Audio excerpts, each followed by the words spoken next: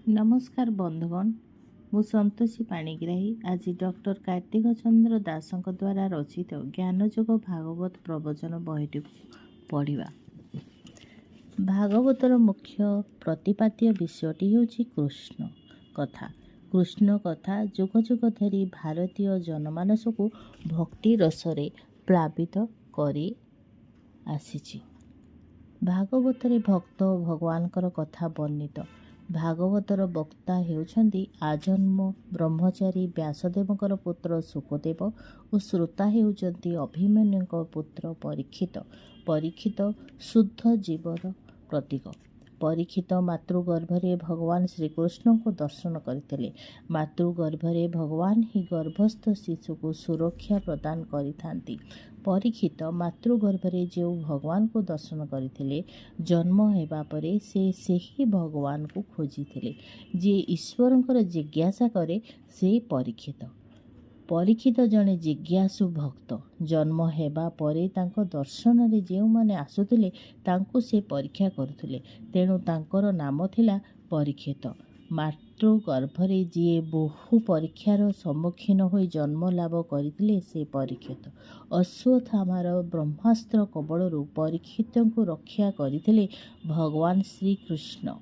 युधिष्ठिर ज्योतिष मानଙ୍କୁ डकाई परीक्षितଙ୍କର भविष्यत जानिबा पे इच्छा प्रकाश करथिले। पंडित माने कहिले परीक्षित जड़े महान व्यक्ति हेबे। से सर्वगुण संपन्न जड़े धार्मिक राजा हिसाब से जगत रे प्रतिष्ठित हेबे, किंतु सर्प दंशन रे तांकर मृत्यु जोग अछि। परीक्षितଙ୍କର सर्प दंशन रे मृत्यु हेबा कथा शुणी युधिष्ठिर बड़ दुख कले। पंडित माने कहिले सर्प दंशन रे तांकर मृत्यु हेले मध्य से मुक्ति पाइबे और भगवानकर जड़े परम भक्त हेबे। युधिष्ठिर परीक्षितଙ୍କୁ राज्य भार अर्पण करी स्वर्ग पथरे यात्री हेले। परीक्षित थिले दिग्विजय करबाकू बाहरिले। से तांकर घरे एक पेड़ी भितर थिबा गोटे मुकुट बाहर करी पिंधिले। से मुकुटटी थिला पापी जरासंधर। भीम जरासंध को वध करिबा परे एही मुकुटटी आनी रखिथिले। से मुकुटटी केही पिंधु नथिले। मुकुट राजसत्तार चिन्ह। जे मुकुट पिंधे से राजा बोलाए। परीक्षित जने धर्म प्राण राजा, किंतु जने पापीर मुकुट पिंधिबारु तांकर बुद्धि भ्रष्ट होईगला। मुकुट परीक्षितଙ୍କର बुद्धि को पापयुक्त କରିଦେଲା। कली राजांकर पाद तले पड़िबारु राजा तांकु द्रुतक्रीड़ा, पशु हत्या, मद्यपान और नारी आदि स्थान रे बास करिबाकू कहिले। कली किंतु आउ गोटे स्थान चाहिला, तेणु राजा तांकु सुनारे रहिबा पई कहिले। परीक्षित भूली जाइथिले तांकर मुकुट सुनारे तैयारी होइथिला। सुनार मुकुट भितर देई कली राजा परीक्षितଙ୍କର मनरे प्रवेश कला। राजांकर मति भ्रम कला। से ए संसार अरण्य पथहुड़ा हेले। से क्षुधा तृष्णारे व्याकुल होई पड़िले। क्षुधा तृष्णा मनीष को पाप करिबा पई प्रेरणा देई थाए। राजा गोटे आश्रम रे पहुंचीथिले। से आश्रम थिला समीक ऋषिंकर। ऋषि से समय रे समाधिस्थ थिले, तेणु से राजांकर आगमन कथा जानी पारले नहीं, किंतु परीक्षित तांकु भूल बुझिले। से भाबिले बोधे ऋषि मते छलना करुछि। से मते अभिनंदन करिबा कथा, किंतु ताहा न करी मते अपमानित करबाकू चेष्टा करुछि। से क्षुधा तृष्णारे व्याकुल होई ऋषिंकर गଳାରେ एक मृत सर्प लंबाई देले। समीक ऋषिंकर पुत्र ଶୃଙ୍ଗୀ ऋषि एक कथा जानिपारी परीक्षित को अभिशाप देले। जी मोर बापांकर गଳାରେ ए मृत सर्पटी लंबाई देइछि, ताकू 7 दिन अंते जीवंत तक्षक दर्शन कर। राजा निज राज्य को फेरिले। उआसरे पहुँची परीक्षित निज मुकुट खोली देबा परे निजर भूल बुझी पारिले। एही समय रे अभिशाप साकार रूप परिग्रह लाभ करी ରାଜା ପରୀକ୍ଷିତଙ୍କୁ କହିଲା, ମହାରାଜ, ଆପଣଙ୍କର 7 ଦିନ ଅନ୍ତେ ତକ୍ଷକ ଦର୍ଶନ କରିବ। ଆମ ସମସ୍ତଙ୍କର ସପ୍ତାହ 7 ଦିନ ଭିତରୁ କୌଣସି ଗୋଟିଏ ଦିନ ମରଣ ମୁଖରେ ପଡ଼ିବା। ଆମେ ସମସ୍ତଙ୍କର ମଥାରେ କାଳ ସର୍ପ ବସିଛି। କାଳ କବଳରୁ ମୁକ୍ତି ପାଇବାର ଉପାୟ କ'ଣ? ପରୀକ୍ଷିତ ନିଜ ବିଳାସ ଜୀବନର ଅବସାନ ଘଟାଇଲେ। ସେ ଗଙ୍ଗା ନଦୀ କୂଳକୁ ଯାଇ ଅନଶନ କଲେ। ରାଜ୍ୟରେ ପ୍ରଚାରିତ ହୋଇଥିଲା, 7 ଦିନ ଅନ୍ତେ ପରୀକ୍ଷିତଙ୍କର ମୃତ୍ୟୁବରଣ କରିବେ। ପରୀକ୍ଷିତଙ୍କର ମୃତ୍ୟୁ କରିବା କିପରି ହେବ ସେ କଥା ଦେଖିବା ପାଇଁ ମୁନି ଋଷି ସାଧୁ ସନ୍ଥମାନେ ଆସି ପହଞ୍ଚିଲେ। ପରୀକ୍ଷିତଙ୍କର ସମସ୍ତଙ୍କୁ ପ୍ରଶ୍ନ ହେଲା, 7 ଦିନ ଭିତରେ ମୁକ୍ତି ପାଇବାର ଉପାୟ ମୋତେ କୁହନ୍ତୁ। ଏହି ସ୍ୱଳ୍ପ ସମୟ ଭିତରେ ମୁକ୍ତି ପ୍ରଦାନ କରାଇବା ବିଦ୍ୟା ସାଧାରଣଙ୍କୁ ମୁନିଋଷିଙ୍କୁ ଜଣା ନଥିଲା। ଏହି ସମୟରେ ଶୁକଦେବଙ୍କର ଆବିର୍ଭାବ ଘଟିଛି। ଶୁକଦେବ ବ୍ରହ୍ମନିଷ୍ଠା ଅତୁଳନୀୟ। ସେ ପରୀକ୍ଷିତଙ୍କୁ କହିଲେ, 7 ଦିନ ଭିତରେ ମୁକ୍ତି ପାଇବାର କିଛି ଅସୁବିଧା ନାହିଁ। ମୁକ୍ତି ଦେବାର ଶାସ୍ତ୍ର ହେଉଛି ଭାଗବତ। ଏହି ଭାଗବତ ଶ୍ରବଣରୁ 7 ଦିନ ଭିତରେ ମୁକ୍ତି ମିଳିଥାଏ। ଶ୍ରୀକୃଷ୍ଣ ସତ୍ୟ ମୁକ୍ତିଦାତା। ସେ କୃପା କଲେ ତୁରନ୍ତ ମୁକ୍ତି ମିଳେ। ତେଣୁ ଶ୍ରୀକୃଷ୍ଣଙ୍କର ଚରଣାରବିନ୍ଦ ଆଶ୍ରିତ ହେବାକୁ ପଡ଼ିବ। ଶୁକଦେବଙ୍କ ଠାରୁ ପରୀକ୍ଷିତ ଭାଗବତ କଥା ଶ୍ରବଣ କଲେ।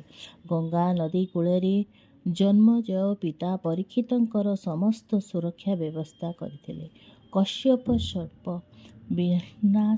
ବିଷନାଶ କରିବାର ବିଦ୍ୟା ଜାଣିଥିଲେ। ଯେତେବେଳେ ସେ ଶୁଣିଲେ ଧର୍ମପ୍ରାଣ ରାଜା ତକ୍ଷକ ଦର୍ଶନ ମୃତ୍ୟୁବରଣ କରିବେ, ସେ ସେତେବେଳେ ବ୍ରାହ୍ମଣ ବେଶ ଧରି ଗଙ୍ଗା ନଦୀ କୂଳକୁ ଆସିଥିଲେ। ବାଟରେ ବ୍ରାହ୍ମଣ ବେଶଧାରୀ ତକ୍ଷକ ତାଙ୍କୁ ଭେଟିଲେ। ତକ୍ଷକ କଶ୍ୟପଙ୍କୁ ପଚାରିଲେ, ତୁମେ କୁଆଡ଼େ ଯାଉଛ? କଶ୍ୟପ କହିଲେ, ମୁଁ ପରୀକ୍ଷିତ ମହାରାଜଙ୍କୁ ତକ୍ଷକ ଦର୍ଶନ ଜ୍ୱାଳାରୁ ମୁକ୍ତ କରିବା ପାଇଁ ଯାଉଛି। ତକ୍ଷକ କହିଲେ, ତୁମେ କ'ଣ ରାଜାଙ୍କୁ ରକ୍ଷା କରିପାରିବ? ତୁମେ କ'ଣ ତାଙ୍କୁ ବିଷଦାଉରୁ ରକ୍ଷା କରିପାରିବ? ତକ୍ଷକ କହିଲେ, ତାହାହେଲେ ମୋ ବିଦ୍ୟାର ପରୀକ୍ଷା ଦିଅ। କଶ୍ୟପ କହିଲେ, ଠିକ୍ ଅଛି। ତକ୍ଷକ କହିଲେ, ଏ ପାଖରେ ଏ ଯେଉଁ ବୃକ୍ଷଟି ଅଛି, ତା ଉପରେ ବସି ଗୋଟିଏ କାଠୁରିଆ କାଠ କାଟୁଛି। ତାକୁ ମୁଁ ଦଂଶନ କରୁଛି। ତକ୍ଷକ ସେହି ବୃକ୍ଷକୁ ଦଂଶନ କଲେ। ତକ୍ଷକ ବିଷର ପ୍ରଭାବରେ ଗଛ ସହିତ କାଠୁରିଆ ମଧ୍ୟ ଭସ୍ମୀଭୂତ ହୋଇଗଲା। କଶ୍ୟପ ମନ୍ତ୍ର ଜଳ ଛିଞ୍ଚି ସେ ପାଉଁଶ ଭିତରୁ ଏକ ନୂଆ ବୃକ୍ଷ ସୃଷ୍ଟି କଲେ ଓ ତା ଉପରେ କାଠୁରିଆ କାଠ କାଟୁଥିବାର ଦେଖାଇଦେଲେ। ତକ୍ଷକ ଆଶ୍ଚର୍ଯ୍ୟ ହେଲା। ସେ କହିଲେ, ହେ କଶ୍ୟପ, ଆପଣଙ୍କର ବିଦ୍ୟା ବିଷୟରେ ମୁଁ ଏବେ ଜାଣିଗଲି। ପରୀକ୍ଷିତ ତ ଋଷି ଅଭିଶାପ ପାଇଛନ୍ତି, ତାଙ୍କୁ ତକ୍ଷକ ନିଶ୍ଚୟ ଦର୍ଶନ କରିବ। ଏହାର ବିଧିର ବିଧାନ। ପରୀକ୍ଷିତ ବଞ୍ଚିଗଲେ ଆପଣଙ୍କର କି ଲାଭ ହେବ? କଶ୍ୟପ କହିଲେ, ଧର୍ମପ୍ରାଣ ରାଜା ବଞ୍ଚିଗଲେ ମୋର ଖ୍ୟାତି ବଢ଼ିଯିବ। ମୁଁ ପ୍ରଚୁର ପରିମାଣରେ ଅର୍ଥ ପାଇବି। ତକ୍ଷକ କହିଲେ, ଯଦି ମୁଁ ତୁମକୁ ବିପୁଳ ପରିମାଣରେ ଅର୍ଥ ଦେବି, ତାହାହେଲେ ମୁଁ ଫେରିଯିବି ତ? କଶ୍ୟପ ହିଁ ଭରିଲେ ଓ ତକ୍ଷକ ଠାରୁ ବିପୁଳ ପରିମାଣରେ ଅର୍ଥ ପାଇ ଫେରିଗଲେ। ଏଣେ ପରୀକ୍ଷିତଙ୍କର ଜୀବନର ଅନ୍ତିମ ଦିବସରେ ବ୍ରାହ୍ମଣମାନେ ପରୀକ୍ଷିତକୁ ଦର୍ଶନ କରିବା ପାଇଁ ଗଙ୍ଗା ନଦୀ କୂଳରେ ରୁଣ୍ଡ ହେଲେ। ଏହି ଅବସରରେ ତକ୍ଷକ ବ୍ରାହ୍ମଣ ବେଶ ଧରି ପରୀକ୍ଷିତଙ୍କର ପାଖରେ ପହଞ୍ଚିଗଲା। ପରୀକ୍ଷିତଙ୍କର ପାଖରେ ପହଞ୍ଚି ସେ ତାର ନିଜସ୍ୱ ରୂପ ଧରି ପରୀକ୍ଷିତଙ୍କୁ ଦର୍ଶନ କଲା। ଦଂଶନରେ ତକ୍ଷକ ପରୀକ୍ଷିତଙ୍କୁ ଦର୍ଶନ କଲା ବେଳକୁ ପରୀକ୍ଷିତ ବ୍ରହ୍ମଲୀନ ହୋଇଯାଇଥିଲେ। ପରୀକ୍ଷିତଙ୍କର ପୁତ୍ର ଜନ୍ମଜୟ ପିତାଙ୍କର ମୃତ୍ୟୁର ପ୍ରତିଶୋଧ ନେବା ପାଇଁ ସର୍ପ ମାରଣ ଯଜ୍ଞ କଲେ। ଯଜ୍ଞ କୁଣ୍ଡରେ ପଡ଼ି ବହୁ ନାଗ ମୃତ୍ୟୁବରଣ କଲେ। ଯେଉଁମାନଙ୍କର ପ୍ରତି ମାତା କଦ୍ରୁଙ୍କର ସାପ ଥିଲା ସେହିମାନେ ହିଁ ମୃତ୍ୟୁବରଣ କଲେ। ଶେଷ ପର୍ଯ୍ୟନ୍ତ ତକ୍ଷକ କିନ୍ତୁ ଆସିଲେ ନାହିଁ। ସେ ଦେବରାଜ ଇନ୍ଦ୍ରଙ୍କର ଆଶ୍ରିତ ହୋଇଯାଇଥିଲେ। ଶେଷରେ ଜନ୍ମଜୟଙ୍କର ନିର୍ଦ୍ଦେଶରେ ବ୍ରାହ୍ମଣମାନେ ଓ ଇନ୍ଦ୍ର ତକ୍ଷକାୟ ସ୍ୱାହା କହି ଅଗ୍ନିରୁ ଆହୁତି ଦେବାରୁ ତକ୍ଷକ ସହିତ ଇନ୍ଦ୍ରଙ୍କର ଇନ୍ଦ୍ରଲୋକରୁ ଖସି ପଡ଼ିଲେ। ଏହି ସମୟରେ ବୃହସ୍ପତି ଓ ଆସ୍ତିକ ଋଷି ଆସି ଜନ୍ମଜୟଙ୍କଠାରୁ ସର୍ପମାରଣା ଯଜ୍ଞରୁ କ୍ଷାନ୍ତ ହେବା ପାଇଁ ଅନୁରୋଧ କଲେ ଓ ସେମାନଙ୍କର କଥାରେ ଜନ୍ମଜୟ ସର୍ପମାରଣ ଯଜ୍ଞ ବନ୍ଦ କରିବାକୁ ଆଦେଶ ଦେଲେ। ଭାଗବତରେ ଜ୍ଞାନ, ଭକ୍ତି ଓ ବୈରାଗ୍ୟର କଥା କୁହାଯାଇଛି। ଭକ୍ତି ମାତାଙ୍କର ଜ୍ଞାନ ଓ ବୈରାଗ୍ୟ ହେଉଛି ଦୁଇଟି ପୁତ୍ର। ଭାଗବତର ପାଠରୁ ଜ୍ଞାନ ଓ ବୈରାଗ୍ୟର ପୁଷ୍ଟି ସାଧନ ହୋଇଥାଏ। ଭାଗବତରେ ଭଗବାନ ଭକ୍ତର ଅଧୀନ। ଭଗବାନ ସହଜରେ କାହାରିକୁ ଭକ୍ତି ଦିଅନ୍ତି ନାହିଁ। ମୁକ୍ତି ପାଇଁ ସହଜ, କିନ୍ତୁ ଭକ୍ତି ପାଇବା କଷ୍ଟ। ମୁକ୍ତି ଭକ୍ତିର ଦାସୀ। ଭକ୍ତି ମିଳିଲେ ମୁକ୍ତି ଆପେ ଆପେ ଆସେ। ଶୁକଦେବ ପରୀକ୍ଷିତଙ୍କୁ ଭଗବାନଙ୍କର ଦର୍ଶନ କରାଇବା ସହିତ 7 ଦିନ ଭିତରେ ମୁକ୍ତି ପ୍ରଦାନ କରାଇଥିଲେ।